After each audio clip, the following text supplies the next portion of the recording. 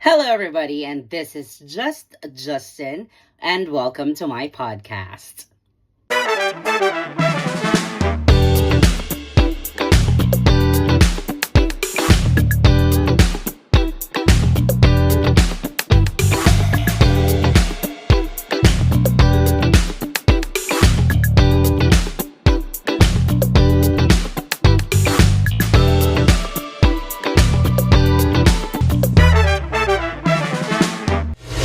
For today, we're going to talk about one important topic, something that a lot of people might be wondering and causing a bit, or not a bit, but probably an alarming fear among people when this news spread out about the increasing cases of HIV positive in our country. Now, I want to talk about this in a perspective of me being in the LGBTQIA plus community. That's first thing. Second is me advocating as an HIV awareness advocate. And third is for me being a mental health advocate as well. Later on, probably I could make it make sense as to why I'm breaking it down into those bullets. So first thing is, what is HIV? It's again human immunovirus, wherein people will get it from certain and different types of interaction. Examples are you having unprotected sex, not using contraceptives such as condoms or protection. Second is true sharing of needles, which is commonly happening when it comes to services such as getting tattooed. So you have to make sure that the needle you get is sterile. So beginning with me as being part of the LGBTQIA plus community, I understand that our situation, clamoring for our rights and what we think we deserve is already a battle. But you being even tested positive to it does not necessarily mean that your world is ending. Now, I understand that a lot of people in the world, even in the people that are close to us, our families, close friends, which we initially thought could probably be allies, could have a feeling of anxiety or frightening and make them freak out about our situation. But just a disclaimer, I just got tested non-reactive yesterday. But right now, it does not necessarily mean that if these cases are going higher, we are in the middle of a huge problem. This is something that can be addressed. How?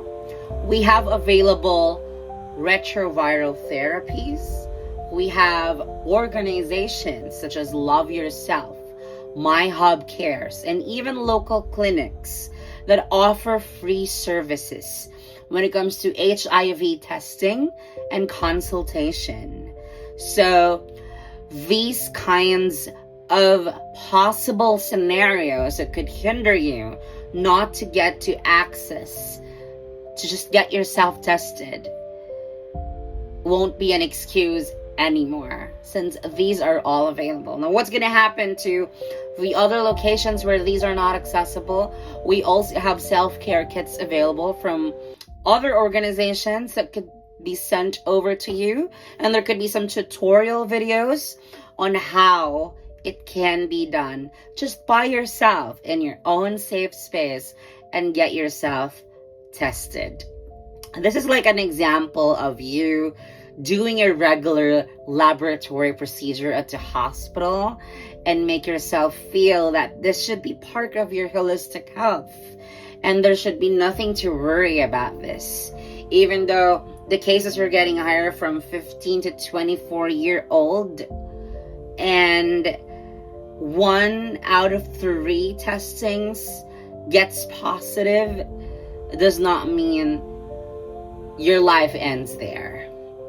So this is one thing that I want to inculcate and share, especially to the families of the people from our community, that it doesn't necessarily mean that anyone from us is living a life that is possibly sexually active or sex positive. Does not necessarily mean that they have to be automatically HIV positive already. There are ways to get tested and get proven to it. Now, personally, even though I'm not sexually active, I still want to clamor for awareness on this, which goes to my next point, me advocating as an HIV advocate, basically. So I just also had my volunteering at HIV Awareness Hub, which is Love Yourself PH, and make sure that I could use my skills and my potentials that I have and the gift that I have in terms of helping other people and encouraging others that it's just normal and it's just something that you could do and there's no harm in doing it. Okay? Everything is made sure confidential whenever you do your testing, because you don't know what happens next. Like what they always say, prevention is better than cure. So if you know that either you have such activities like active sexual life, unprotected sexual activities, anal sex, or other sexual activities that you think could probably expose you to HIV, you have nothing to doubt in terms of getting yourself tested after 3 months from the time that you did your contact. And another incidents or situations could be sharing needles, or possibly being in a situation that you could inherit it from your mother during the time that you are impregnated by her. So these are the only situations that could make you be exposed and get reactive to HIV. One common misconception is because of saliva and because of sharing of utensils and whatever your family have been sharing with you or your friends have been sharing with you, could probably also contract HIV. That is a taboo and should be debunked. It takes a lot and tons of saliva for you to get contracted on it. Okay? So you don't have to be afraid of that. You could embrace them. You could make them feel that they're still loved. It's just that one analogy for this is that they're a person who have been diagnosed for diabetes or for hypertension, and there's a maintenance that they have to take, even though there was no permanent cure with these kinds of condition. They still lived their life normally and just made sure that they take their maintenance medicines regularly so that they can enjoy whatever life has to offer. You got what I mean? And lastly, as a mental health advocate, this is one thing that I have been clamoring ever since I have been battling as well in my own in terms of mental health. I have been clinically diagnosed with anxiety, bipolar disorder, And these are things that are really existing and true. And I understand it's a normal personal reaction that if you knew that you are already in a positive or became reactive to HIV, you might probably get depressed, demotivated, or you no longer want to live.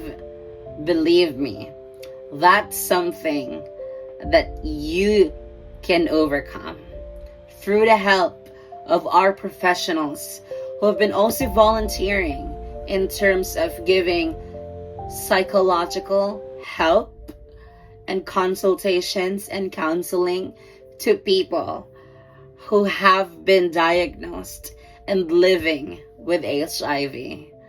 So there are a lot of initiatives that are happening around us, and it is not the end of the world for you.